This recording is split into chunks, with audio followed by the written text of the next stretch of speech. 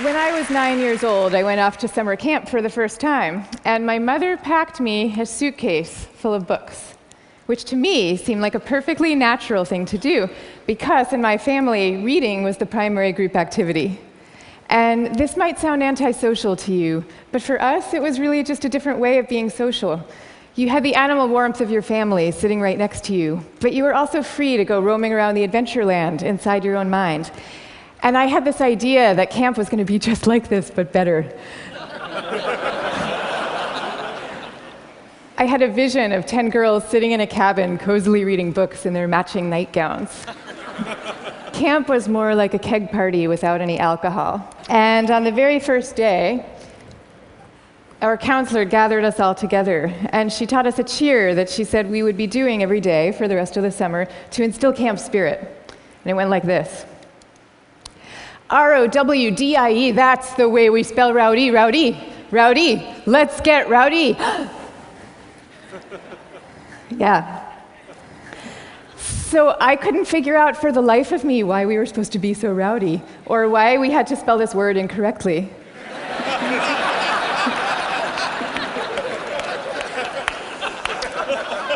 But I recited the cheer. I recited the cheer along with everybody else. I did my best. And I just waited for the time that I could go off and read my books.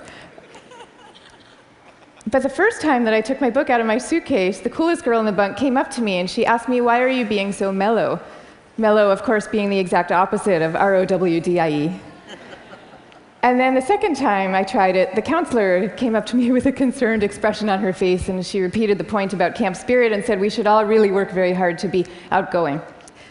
And so I put my books away, back in their suitcase, and I put them under my bed, and there they stayed for the rest of the summer.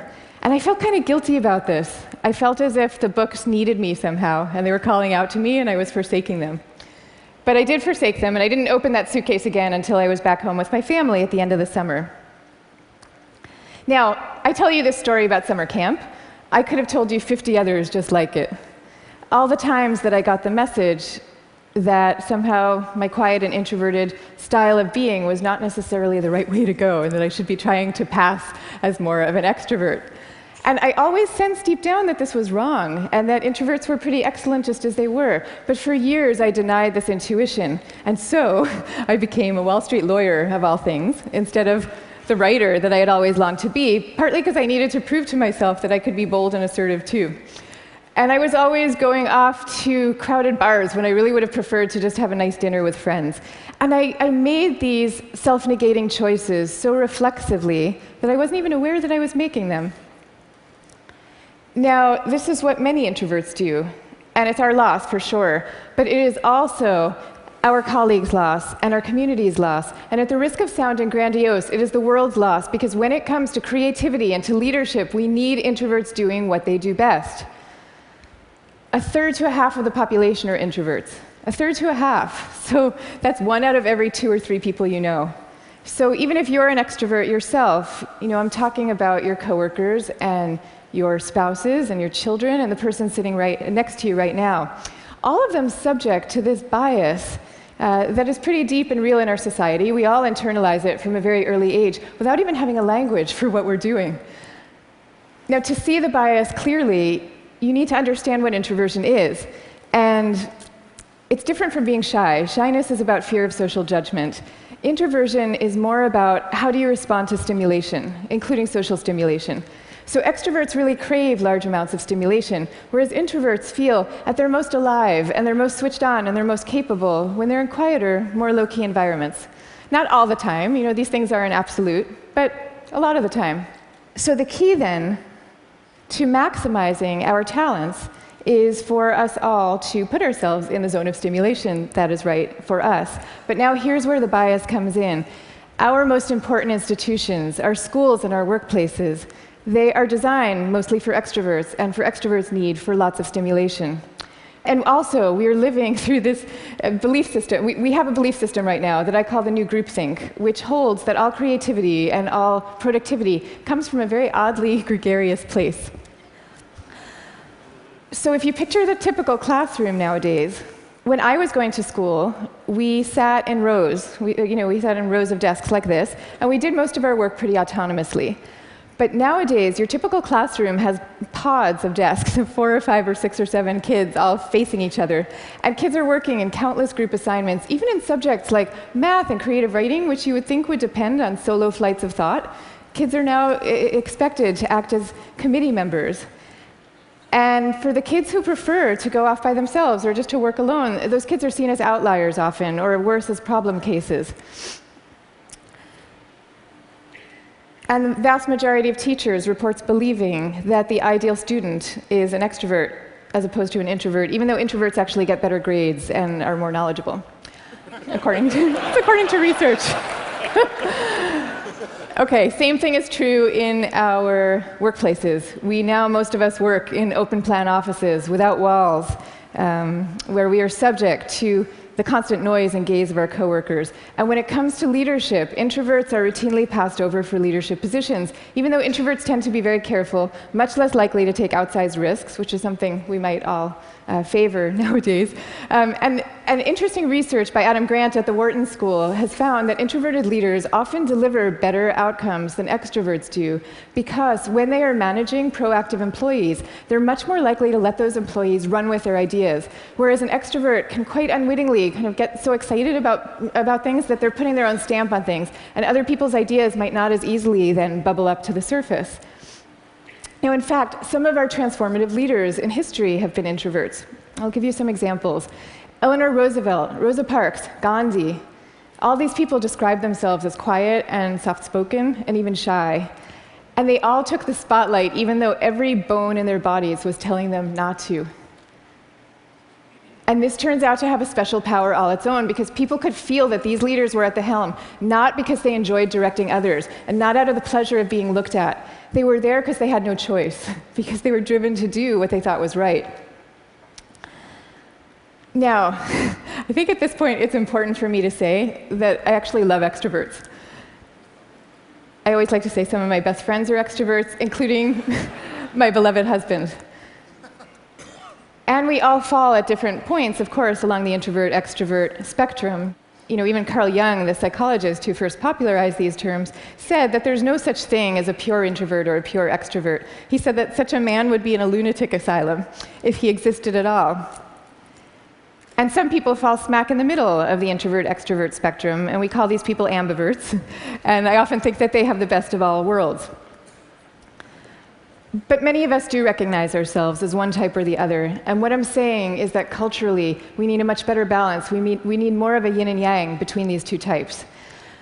This is especially important when it comes to creativity and to productivity, because when psychologists look at the lives of the most creative people, what they find are people who are very good at exchanging ideas and advancing ideas, but who also have a serious streak of introversion in them. And this is because solitude is a crucial ingredient often to creativity. So Darwin, he took long walks alone in the woods and emphatically turned down dinner party invitations. Theodore Geisel, better known as Dr. Seuss, he dreamed up many of his amazing creations in a lonely bell tower office that he had in the back of his house in La Jolla, California. And he was actually afraid to meet the young children who read his books for fear that they were expecting him to be this kind of jolly Santa Claus-like figure and would be disappointed with his more reserved persona. Steve Wozniak invented the first Apple computer sitting alone in his cubicle in Hewlett-Packard, where he was working at the time. And he says that he never would have become such an expert in the first place had he not been too introverted to leave the house when he was growing up. Now, of course, this does not mean that we should all stop collaborating. And case in point is Steve Wozniak famously coming together with Steve Jobs to start Apple Computer. But it does mean that solitude matters, and that for some people, it is the air that they breathe. And in fact, we have known for centuries about the transcendent power of solitude. It's only recently that we've strangely begun to forget it. If you look at most of the world's major religions, you will find seekers, Moses, Jesus, Buddha, Mohammed, seekers who are going off by themselves, alone, to the wilderness, where they then have profound epiphanies and revelations that they then bring back to the rest of the community. So no wilderness, no revelations. This is no surprise, though, if you look at the insights of contemporary psychology. You know, it turns out that we can't even be in a group of people without instinctively mimicking their opinions, even about seemingly personal and visceral things like who you're attracted to. You will start aping the beliefs of the people around you without even realizing that that's what you're doing. And groups famously follow the opinions of the most dominant or charismatic person in the room, even though there's zero correlation between being the best talker and having the best ideas. I mean, zero. So you might be following the person with the best ideas, but you might not. And do you really want to leave it up to chance? Much better for everybody to go off by themselves, generate their own ideas, freed from the distortions of group dynamics, and then come together as a team to talk them through in a well-managed environment and take it from there. Now, if all this is true, then why are we getting it so wrong? Why are we setting up our schools this way and our workplaces? And why are we making introverts feel so guilty about wanting to just go off by themselves some of the time? One answer lies deep in our cultural history. Western societies, and in particular the US, have always favored the man of action over the man of contemplation. But in America's early days, we lived in what historians call a culture of character, where we still, at that point, valued people for their inner selves and their moral rectitude. And if you look at the self-help books from this era, they all had titles with things like character, the grandest thing in the world. And they featured role models like Abraham Lincoln, who was praised for being modest and unassuming. Ralph Waldo Emerson called him a man who does not offend by superiority. But then we hit the 20th century, and we entered a new culture that historians call the culture of personality. You know, what happened is we had evolved from an agricultural economy to a world of big business. And so suddenly people are moving from small towns to the cities. And instead of working alongside people they've known all their lives, now they are having to prove themselves in a crowd of strangers. So quite understandably, qualities like magnetism and charisma suddenly come to seem really important. And sure enough, the self-help books change to meet these new needs. And they start to have names like How to Win Friends and Influence People. And they feature as their role models really great salesmen. So that's the world we're living in today. That's our cultural inheritance. Now, none of this is to say that social skills are unimportant. And I'm also not calling for the abolishing of teamwork at all. The same religions who send their sages off to lonely mountaintops also teach us love and trust. And the problems that we are facing today in fields like science and in economics are so vast and so complex that we are going to need armies of people coming together to solve them, working together. But I am saying that the more freedom that we give introverts to be themselves, the more likely that they are to come up with their own unique solutions to these problems. So now, I'd like to share with you what's in my suitcase today.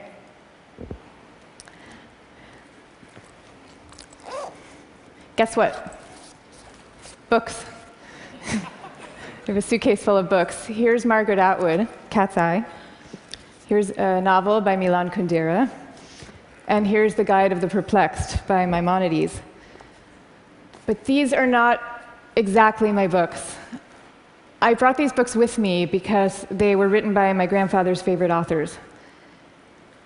My grandfather was a rabbi, and he was a widower who lived alone in a small apartment in Brooklyn that was my favorite place in the world when I was growing up, partly because it was filled with his very gentle, very courtly presence, and partly because it was filled with books.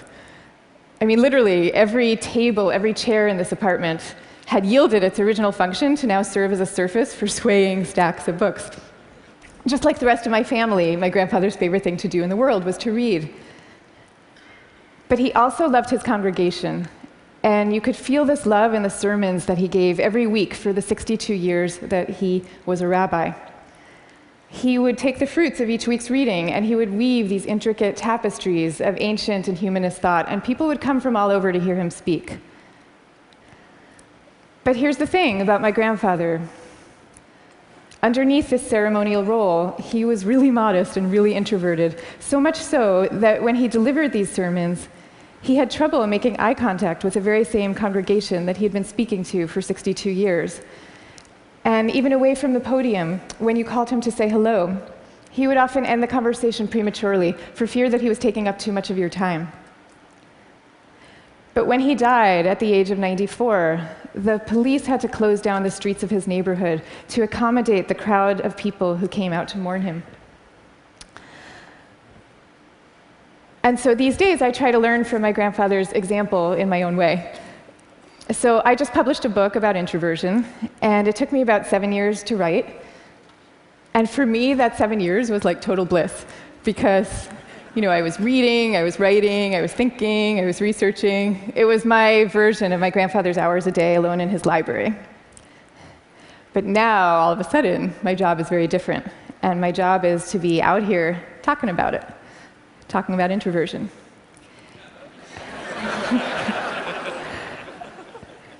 And that's a lot harder for me, because as honored as I am to be here with all of you right now, this is not my natural milieu.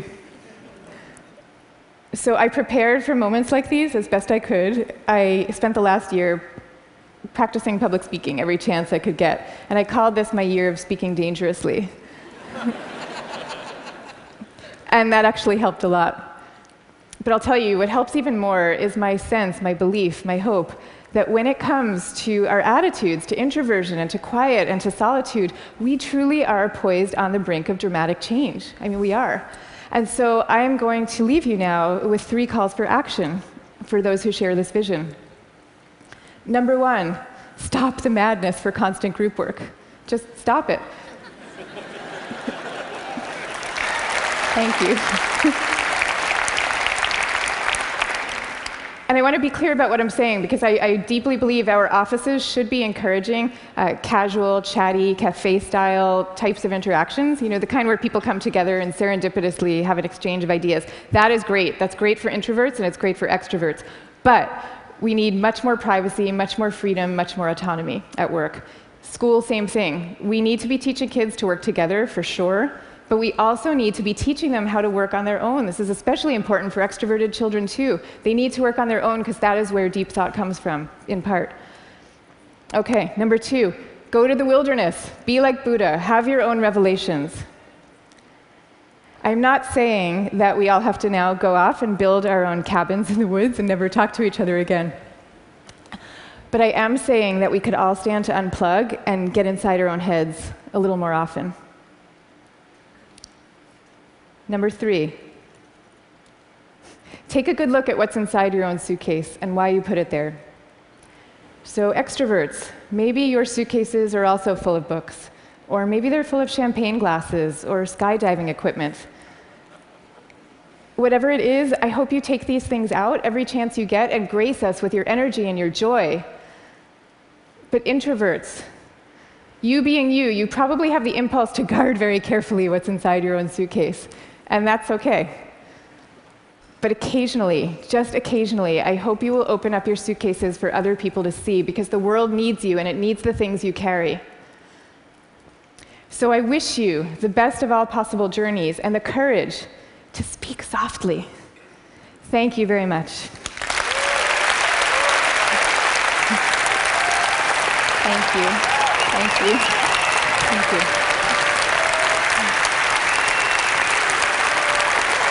Thank you.